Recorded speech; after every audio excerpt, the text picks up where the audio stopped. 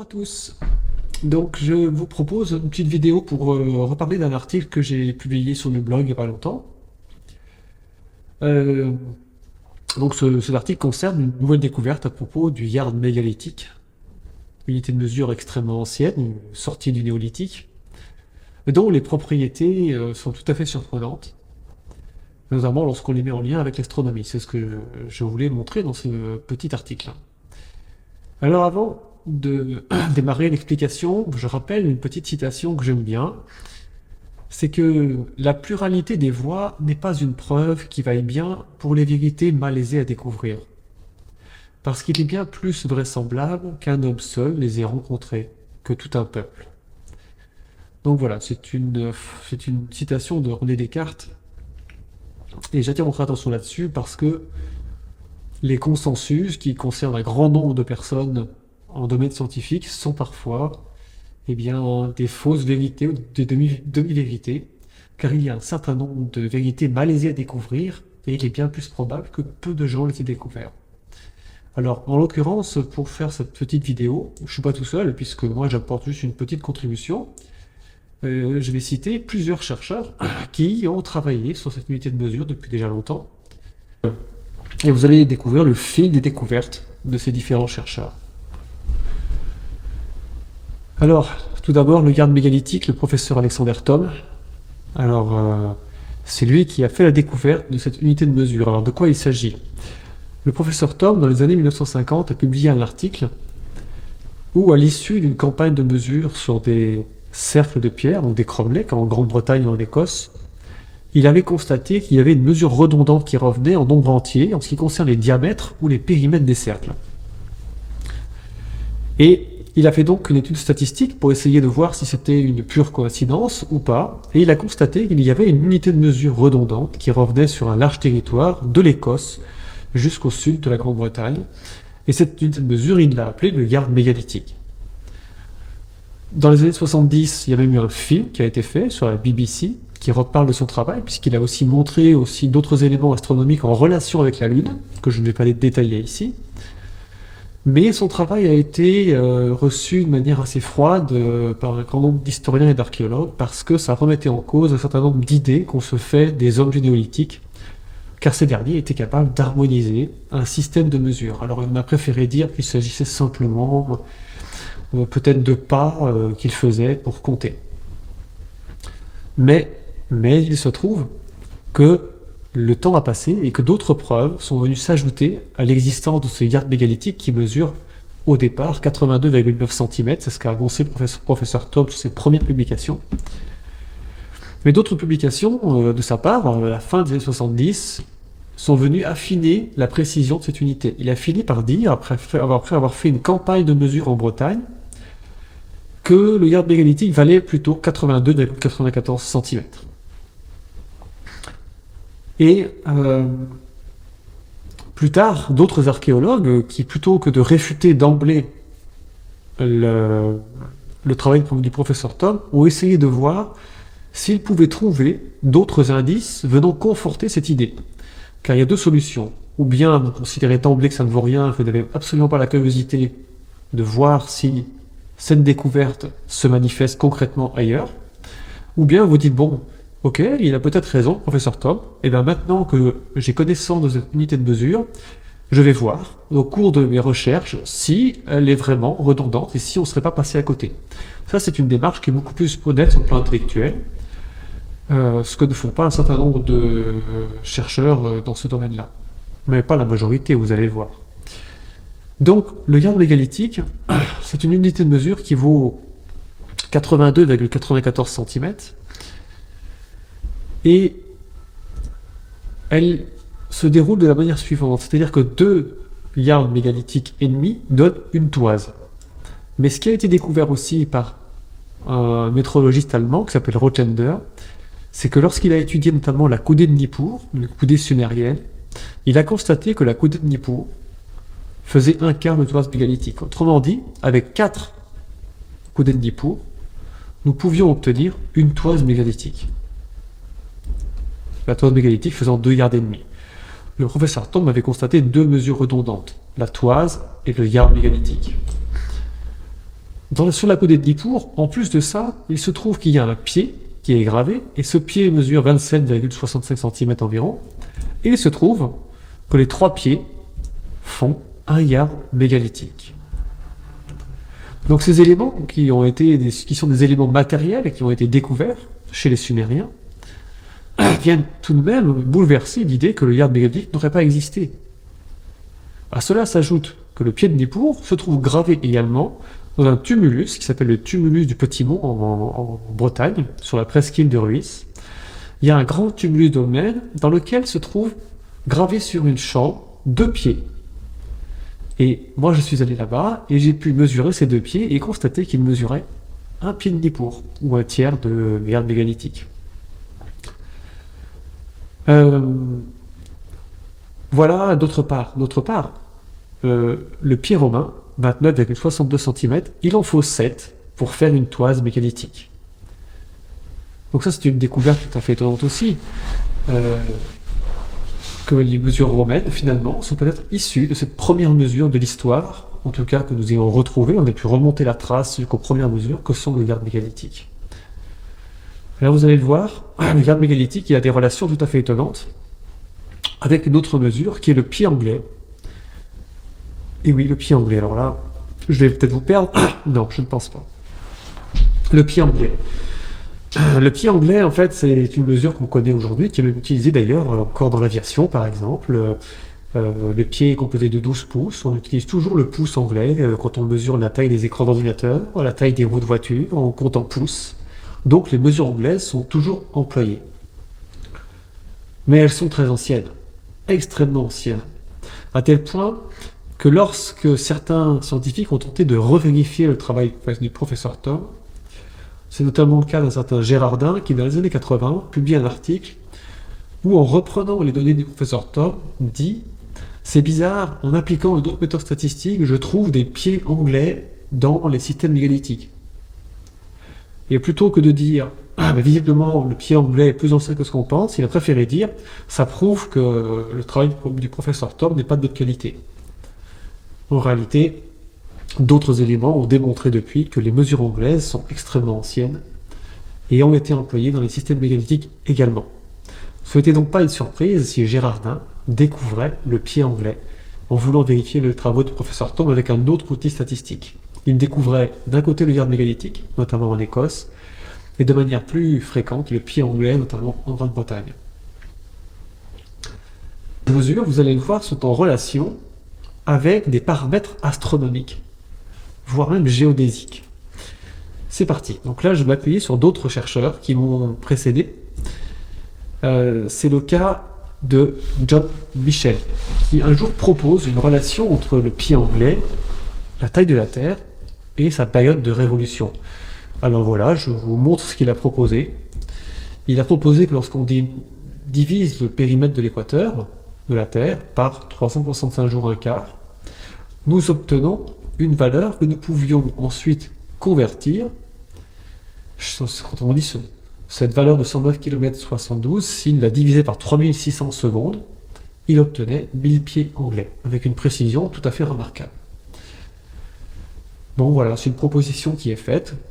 Elle est étonnante parce qu'elle est mathématiquement très proche de la réalité aujourd'hui admise, puisqu'on considère que le pied anglais vaut 30,48. Donc voilà, c'est une proposition qu'il a faite et qu'il faut conserver à l'esprit. Elle est étonnante. D'autres chercheurs ont proposé autre chose. Ici, c'est Robin Hayes. Lui, il propose que le yard mégalithique et le pied anglais sont reliés par des principes astronomiques et temporels. Ce dernier propose que le rapport de proportion entre 12 yards mégalithiques et le pied anglais permet d'exprimer le rapport entre 12 mois solaires et 12 mois lunaires. J'affiche ici l'équation, mais je vais vous la montrer de manière schématique pour que vous puissiez comprendre. C'est une histoire de mise à l'échelle. Je vais vous montrer ça. C'est fascinant. Voici par exemple ici que j'ai mis bout à bout 12 yards mégalithiques. J'en mets 12 bout à bout, ça nous donne une certaine longueur. Puis au bout, je rajoute un pied anglais.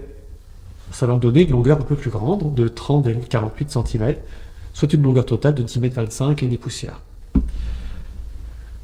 Eh bien, ce que Robin Hayes a suggéré, c'est que ceci, là, c'est une mise à l'échelle de la durée de 12 lunaisons et d'une année solaire. En gros, à 12 lunaisons, imaginons que nous mettions 12 lunaisons, comme ceci, 12 mois lunaires de 12 fois 29,53 jours, c'est le temps entre chaque pleine lune, ça fait 354 jours et des poussières. Mais ce qu'il reste pour aller jusqu'à l'année solaire complète, eh bien, ça nous donne une mise à l'échelle rigoureuse du rapport entre 12 yards mégalithiques plus un pied anglais.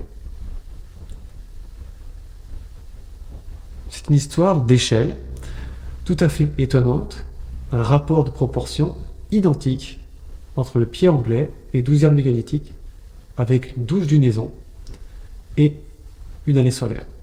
Je vous rappelle que les 12 lunaisons, c'est important parce que c'est un point de départ qui sert à compter la durée de l'année. Vous vous êtes peut-être déjà demandé pourquoi est-ce que le début de l'année démarre le 1er janvier. Pourquoi le 1er janvier alors qu'on fête le solstice d'hiver autour du 20 décembre? Pourquoi on ne démarrerait pas au moment du solstice? Ça serait plus simple. Ou de l'équinoxe. On démarre le 11 janvier, environ 11 jours plus tard. Pourquoi? Parce qu'à partir du 1er janvier, si vous comptez 12 révolutions lunaires, ça vous ramène au solstice d'hiver. Ces 11 jours de décalage se retrouvent ici avec les 10,9 jours que vous avez ici. Voilà ce que Robin Hayes a proposé comme découverte que je trouve fascinante et intéressante parce que c'est d'une précision tout de même remarquable. On est de l'ordre de 99,99% de précision. Voilà, donc ce sont donc des découvertes d'auteurs qui me précèdent que je trouve tout à fait intéressantes. Et au lieu de les rejeter, de considérer que ça n'a pas de sens, il faut essayer de voir, de comprendre de manière globale l'importance du yard mégalithique et de voir s'il n'y a pas d'autre chose à découvrir. Voici une découverte que j'ai faite il y a quelques années en étudiant deux monuments mégalithiques majeurs de Bretagne, vraiment majeurs. Le tumulus de Carcano, qui est montré ici à gauche, j'ai mis un schéma du tumulus de Carcano, c'est un schéma symbolique. C'est un des plus anciens monuments du golfe du Morbihan. Et donc c'est un point de repère remarquable dans le paysage. Et le plus grand menhir du monde, le grand menhir brisé de Loch Mariaker. C'est pareil, c'est un des premiers monuments qui a été érigé en Bretagne. Donc ces deux monuments font partie des plus anciens et sont gigantesques. Le grand menhir brisé, c'est le plus grand du monde, environ 20 mètres de hauteur. Donc c'est pas n'importe quel monument, ce sont des monuments phares, points de repère, qui permettent à partir de ces points-là de positionner les éléments visuellement les uns par rapport aux autres. Et donc en faisant des recherches justement, j'ai découvert tout à fait de manière fortuite, juste l'intuition me guidait, je me suis dit ce grand menhir, il faut que je regarde quelle relation il entretient avec des monuments majeurs du secteur. Et en faisant cela, je me suis aperçu que la longueur entre le grand menhir brisé et le tumulus domaine de Carcano, c'était exactement 10 000 yards mégalithiques. Donc ça, c'est une découverte qui vient renforcer celle du professeur Tom. Parce que lui, il avait fait son travail en étudiant les cercles de pierre, donc sur un secteur de quelques dizaines à centaines de mètres. Ici, ce que nous montrons, c'est une distance qui fait 10 000 yards mégalithiques entre deux monuments majeurs. Donc ça suggère qu'on n'a pas utilisé cette mesure uniquement sur un espace local, mais aussi sur un espace à grande échelle, qui ne peut pas se faire en marchant comme ça et en comptant les pas. D'autant plus qu'on passait sur des bras de mer, donc on n'aurait pas pu se faire une marche en ligne droite et compter le nombre de pas, ça n'aurait pas été possible. Donc clairement, on voit qu'il y a une mise en place, un travail d'arpentage. Et ce que je n'avais pas compris, c'était que l'angle en fait formé par cette figure par rapport à l'axe est-ouest, donc c'est-à-dire que l'est-ouest se trouve sur ce côté du triangle, et le nord-sud ici. Ce que je n'avais pas compris, c'était à quoi correspondait cet angle-là, 19,15 degrés. Moi, je n'ai pas trouvé, et c'est en parlant avec Howard Krauss, que vous connaissez sûrement, qu'un jour il a dit « Je pense que j'ai trouvé ce que c'est, pourquoi c'est cet angle-là qui a été choisi pour faire cette distance de 10 milliards mégalithiques. » Et je pense qu'il a raison. Mais voici ce qu'il a découvert. Il a découvert que En fait, avec cet angle-là, le côté nord-sud de mon système rectangle, ici, dans mon triangle rectangle, mesure 2 km 721 litres de poussière. Voilà ce qu'il a découvert. Eh bien, il se trouve que cette longueur, 2,72 de poussière, c'est le rapport entre un yard mégalithique et un pied anglais.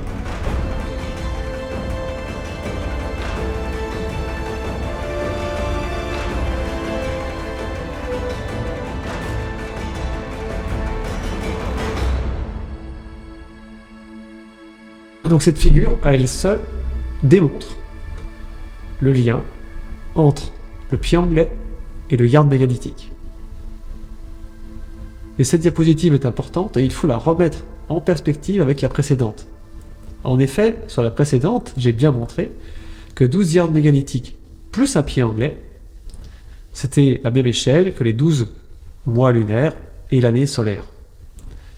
Et donc, quand on met les choses comme ça en relation, qu'on comprend qu'elles s'imbriquent les unes dans les autres, ici, on commence à avoir des informations qui viennent se renforcer les unes les autres et qui vont former un tout cohérent. Mais la dernière découverte que je voulais faire, que je voulais partager avec vous, que j'ai fait récemment, donc c'est ça qui est la nouvelle découverte sur le yard mégalithique, c'est que ce nombre-là, 2,72125, ce nombre-là, si on fait fi de la virgule, en fait, et qu'on se contente de prendre la suite décimale de nombres, eh bien, ça correspond au mois draconithique. En effet, 10 yards mégalithiques vaut 27,2126 pieds anglais. Et bien ça, c'est la durée en jours du mois draconitique, qui est un mois important, qui permet notamment de calculer l'arrivée des éclipses. Et c'est une précision remarquable, je vous l'indique, c'est une précision qui est tout à fait spectaculaire, cette relation entre ces deux mesures. C'est étonnant. Donc là, très clairement, ce que nous avons découvert, c'est que toutes ces valeurs, toutes ces unités de mesure, semblent s'imbriquer les unes dans les autres, avec une certaine cohérence, qui est en relation avec des paramètres astronomiques, en plus de paramètres géodésiques que j'ai déjà évoqués dans d'autres conférences ou vidéos. Donc ce sont des vestiges en fait d'une science, d'une façon de penser la météorologie ancienne, qui doit nous interpeller, vraiment, qui doit nous interpeller, parce que c'est pas le même mode de pensée du tout que le mode de pensée moderne. Et c'est ça qui est intéressant. Alors, je suis pas en train de vous expliquer que c'est un mode de pensée extraterrestre ou autre, non, non. Je pense que c'est un mode de pensée profondément humain, c'est pour ça qu'on est capable de le retrouver. Simplement, il faut juste avoir, je dirais, une certaine liberté d'esprit pour pouvoir le faire. Voilà, et je vais m'arrêter là, j'aurais pu vous montrer d'autres petits éléments fort amusants, mais si je vais quand même vous le montrer, celle-ci elle est amusante aussi, cette diapo suivante. Parce que si vous prenez par exemple cette relation qu'il y a entre le yard mégalithique et le pied anglais, en fait ça vaut la racine carrée de la diagonale de ce qu'on appellerait la coudée rémène égyptienne. C'est-à-dire que la coudée égyptienne, si je la plaçais sur un carré, et ça, bien sa diagonale donne ce qu'on appelle la coudée rémène. Donc une coudée un peu longue en fait, on va dire c'est une mesure voilà, plus longue, qui est issue des coudées royales. Et cette mesure, donc elle vaut 74,048 cm, et bien la racine carrée de 10 de ces unités de mesure nous révèle le même nombre, nous révèle ce même rapport entre le yard mégalithique et le pied anglais. Voilà, donc la géométrie fait partie des stratégies employées par nos ancêtres pour relier les mesures entre elles.